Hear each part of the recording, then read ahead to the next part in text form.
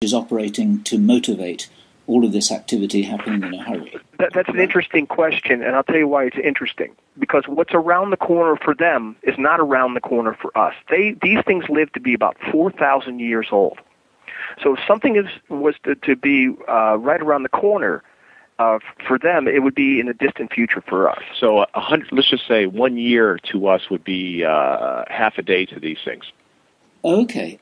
Time is a very different concept. But to answer your question, Bill, there's nothing that says that within our lifetime it's in stone that there's going to be an ELE event. Okay, I'm happy to hear that. So I hope will thousands of others. Let's go to the other question which I asked. This was the first question, which was, what is it that your source has learned that was reflected in your message to us, that our discussion with Stephen Greer was that which has been hotly debated in many senior circles, in many programs, which has got to do with the real agenda of whoever it is who we might be interacting with? What is giving rise to concern, suspicion, doubts, uncertainty about this? Well, I mean, the debate has happened about the population issue. Has created enormous flack in the inter-services group meetings. The economics has created a flack. The State Department does not even like addressing the population issue. They don't know what to do with it. They don't like the message that came back from our source about what was conveyed. The powers that be, that during the briefing don't know what to do with it. They don't like the message. There's a lot there, guys. And also, I hope I'm not overstepping here, but with the reptilians, there seems to be a desire by the reptilians to kind of walk around in very secluded areas. What do you mean by that? Walk around on the planet? Just to get out and walk around. You mean on our planet? Yeah, temporarily, just to stretch their legs, as it were. And so there is fear within the PTB interferon sector that, are we opening a Pandora's box? There's fear there. Sure. Bill and Carrie, I wasn't sure where Shawn was going with it. I mean, that's a fact. I didn't understand where he was going with it in terms of not liking the message. And that's your analogy. Is that correct, Shawn? Okay. Yeah. Well, that's an example. So of what I'm saying, a debate that happens, and that causes a lot of frustration to our guy because, he's had such intimate interaction with these things that he believes he's got a little empathy for them. So your guy is basically saying that if those reptilians that are on the ship want to get out and walk around on Earth, then we should let them in, and it shouldn't be a problem because we can trust them. They're not going to eat us, right? I don't.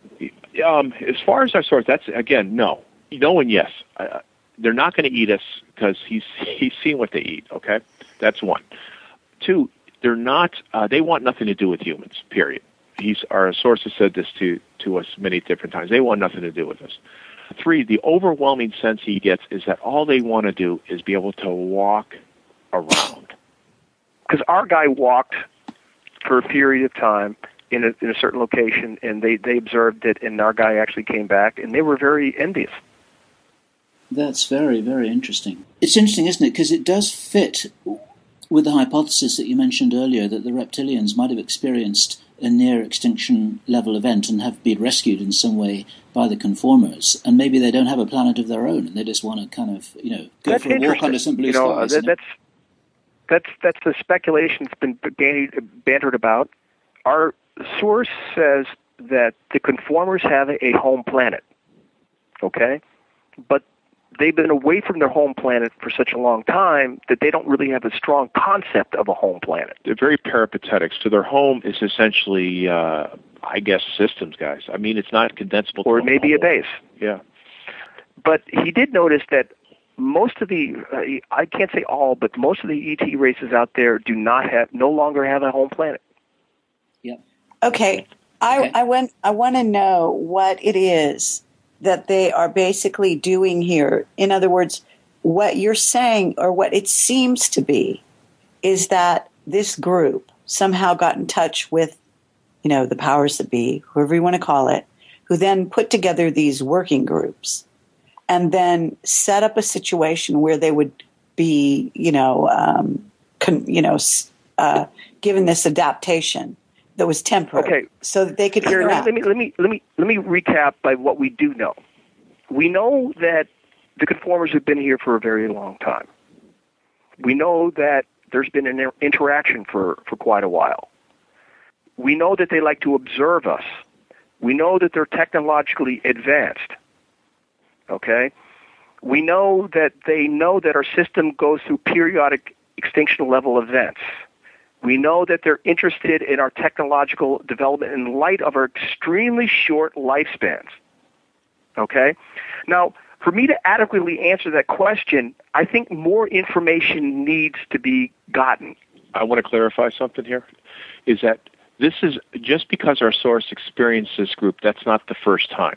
And the reason why we know that, or source has gleaned or understood this to be a fact, is that because of the modifications, there tend to be a burnout factor. And it was told to our source that 3 or more times, 3 or more of these TDYs, which requires extensive modification. Right.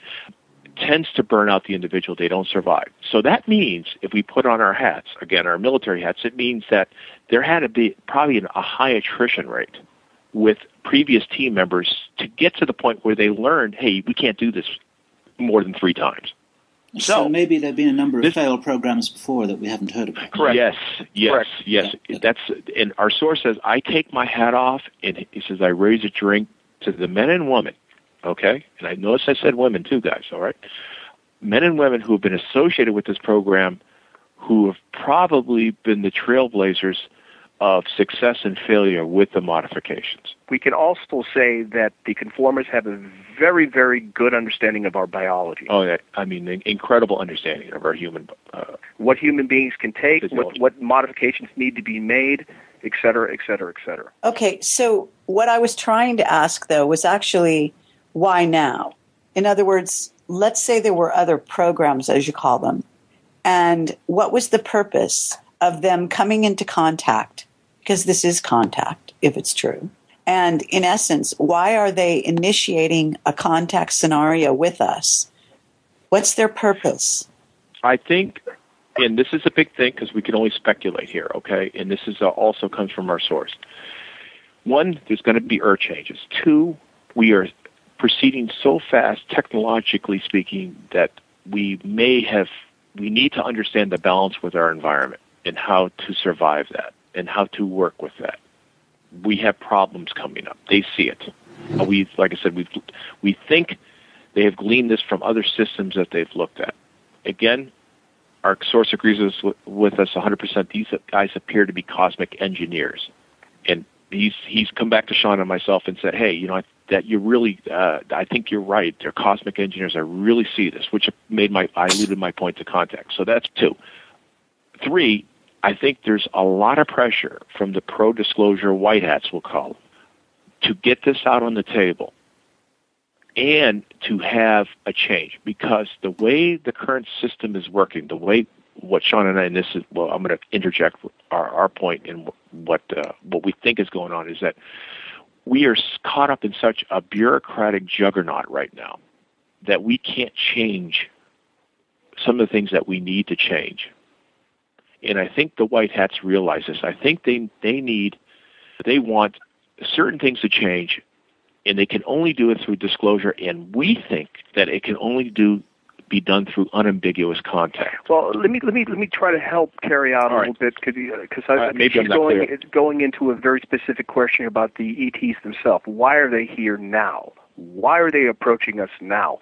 I think that they sense technologically we're at an impasse, like in the sense that we have the capability of doing great damage through the use of nuclear weapons, and we're developing other weapons such as plasma, whatever. We're weaponizing space. I think that they want to at least introduce the notion that if we get our planet and our system in order, I think it'll facilitate the growth of a technology that will allow ourselves to move eventually to the stars and protect ourselves. And if we demonstrate a sense of responsibility and understanding of our system, our ecological system, they'll demonstrate to us that we'll move to the stars in a peaceful manner.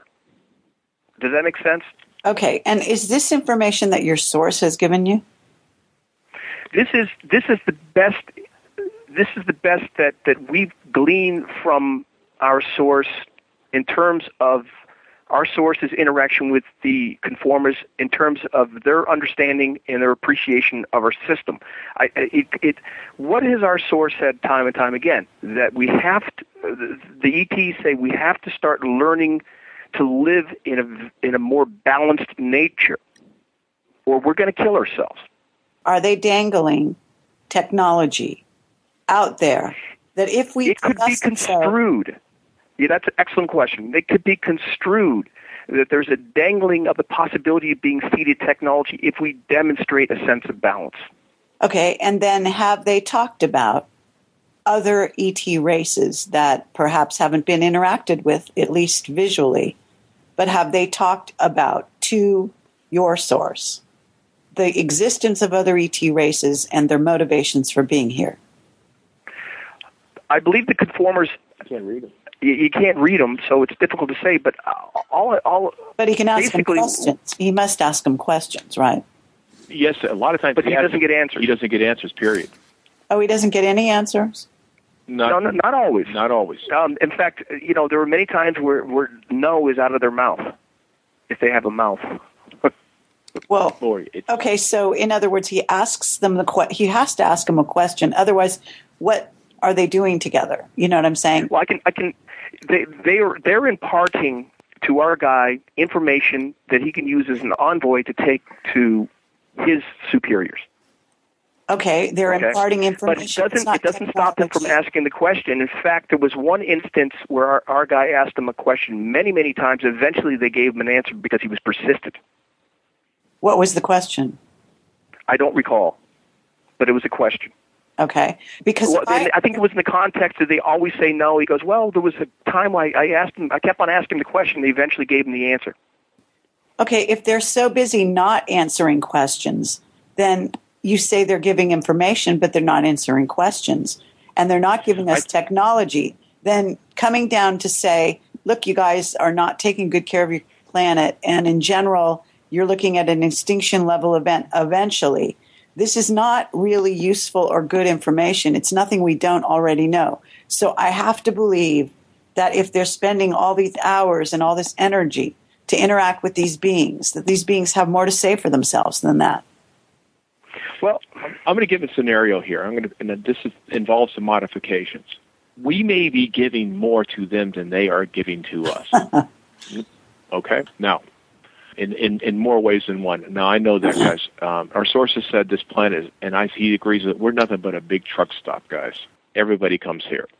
And the people that rob the truck stop are the Greys, okay? They come in and rob the truck stop and create a lot of havoc, okay? But everybody goes to truck stop because of where we're situated in our galaxy, and there's certain things that we offer, there's certain things that we have, and for many reasons, we're a planet of interest, okay?